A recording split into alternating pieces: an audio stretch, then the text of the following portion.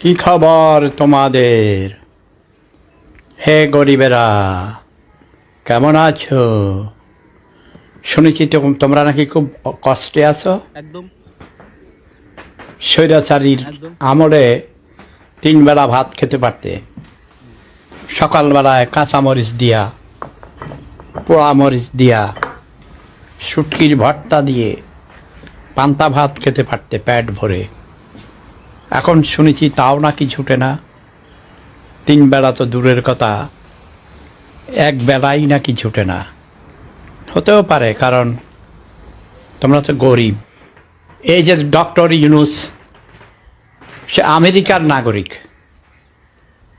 কোনো একদম অন্য দেশের নাগরিক, কোনো বিদেশি বাংলাদেশের এমপি, মন্ত্রী, প্রধানমন্ত্রী, প্রেসিডেন্ট কোনো সরকারি পদে অধিষ্ঠিত হতে পারে না, আইন নাই। আর বাংলাদেশের মানুষ বোকা, অশিক্ষিত, মূর্খ, ছোট।